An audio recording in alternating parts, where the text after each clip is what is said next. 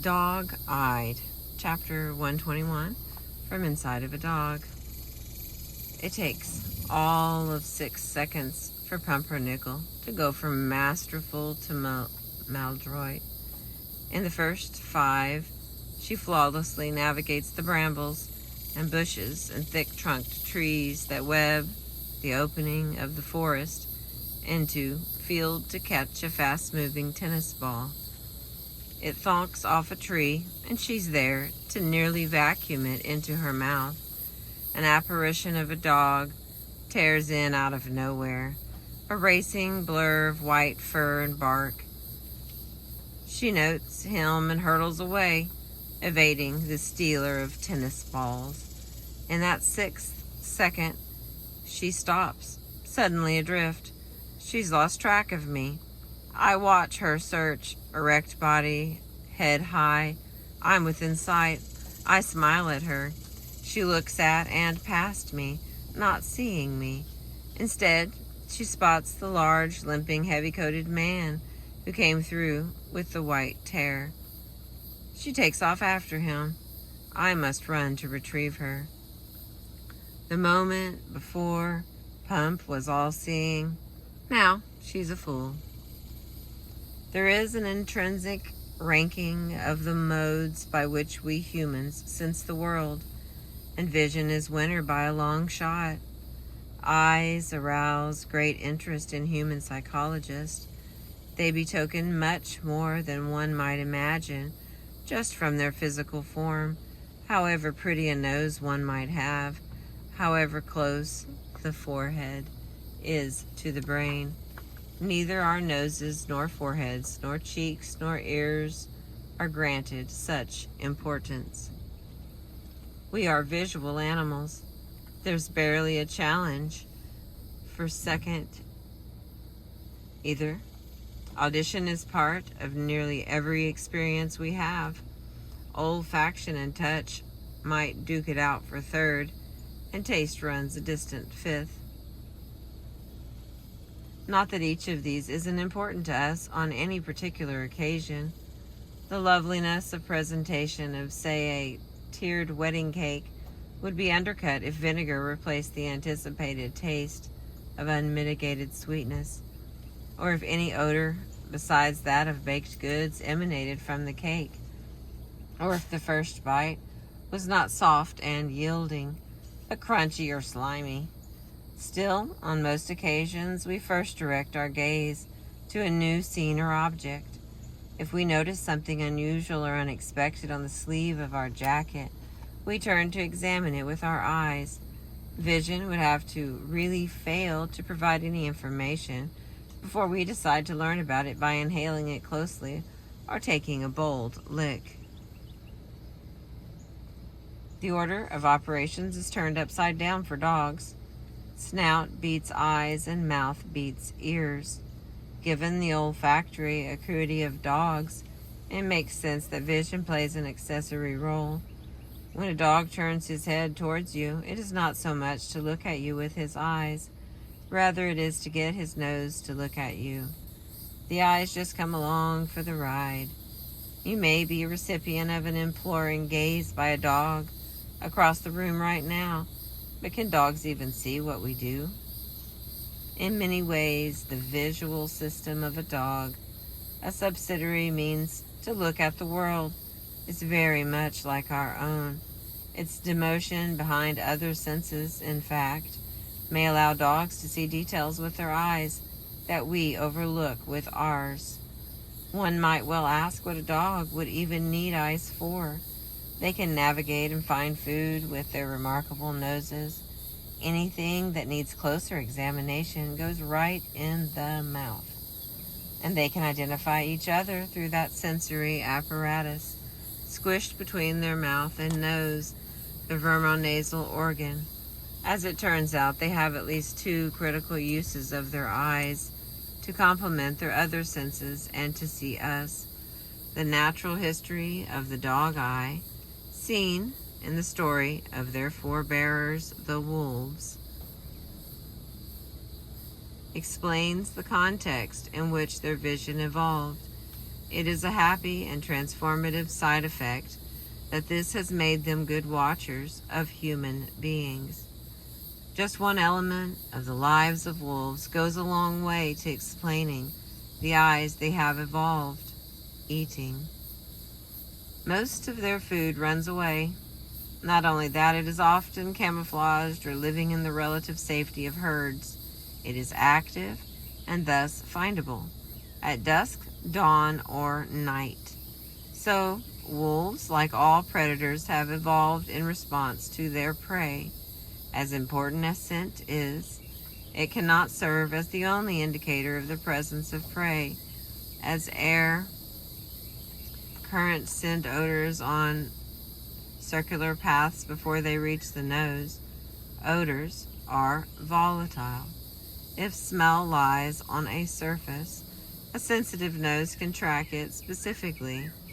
But if it is in the wind, the odor appears more like a cloud that could have come from one of the 1,000 sources. Rapidly moving prey outrun their own odor. Light waves, by contrast, are transmitted reliably through open air. So after catching a whiff, wolves use their sight to locate their prey. Many prey animals are camouflaged to blend in with their environment. This camouflage is betrayed in motion, however. So wolves are adept at spotting a change in the visual scene that indicates that something is moving. Finally, prey animals are often active at dusk or dawn. The compromise of lighting, easier to hide, harder to see.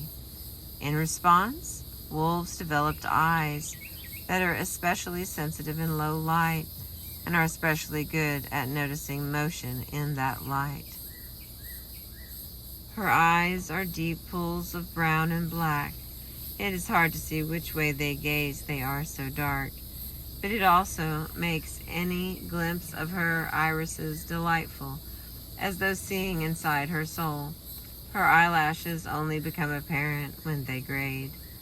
Her eyebrows are also essentially invisible, but the effect of their moving, as with her head on the floor, to follow me walking across the room is visible.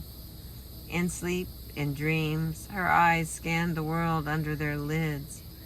Even closed, the lids reveal a bit of pink peeking out, as though she were keeping prepared to open her eyes at once should something important happen nearby.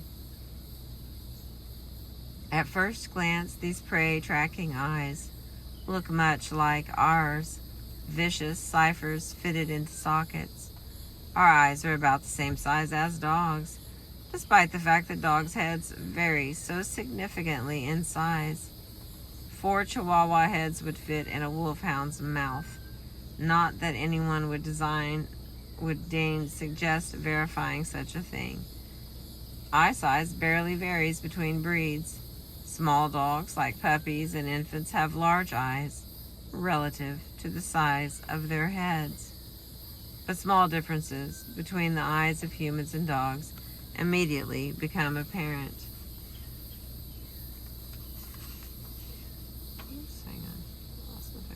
First, our eyes are smack in the front of our face. We look forward, and images in the periphery fall away to darkness around our ears. While there is a variation among dogs, most dogs' eyes are situated more laterally on their heads in the manner of other quadrupeds, allowing a panoramic view of the environment, 250 to 270 degrees, as contrasted to humans' 180 degrees. If we look a little closer, we discover another key difference. The superficial anatomy of our eyes gives us away. It shows where we're looking, how we're feeling, our level of attention.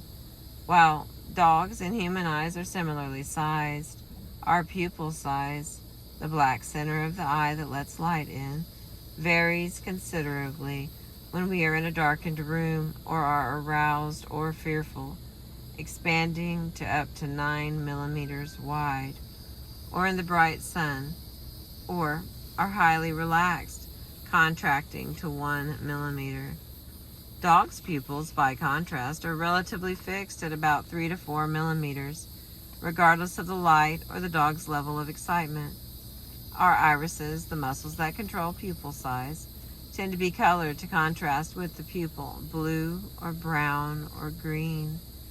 Not so in most dogs, whose eyes are often so monochromatically dark that they remind me of bottomless lakes, repositories of all attributions of purity or desolation we might ascribe to them, and the human iris sits amidst the sclera, the white of the eye. While many, but not all dogs have very little sclera, the anatomical sum effects is that we can always see where another person is looking. The pupil and the iris point the way, and the amount of sclera revealed underlies it. Without a prominent sclera or a distinct pupil, the eyes of a dog don't indicate the direction of their attention nearly as much.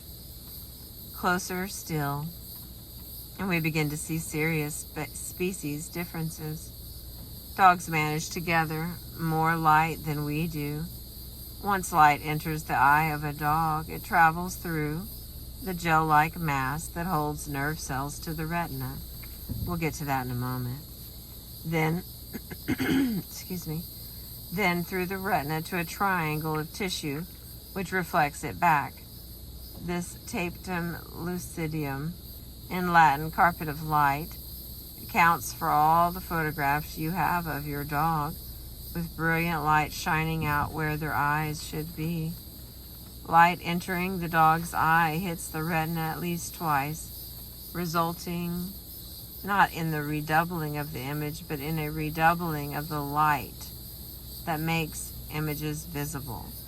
This is part of the system enabling dogs to have such improved night and low light vision. While we might make out a match being brightly struck in the distance on a dark night, the dog could detect the gentle flame on the lit candle. Arctic wolves spend a full half of the year living in utter darkness. If there is a flame on the horizon, they have the eyes to spot it. Thank you for listening. We're on page 126.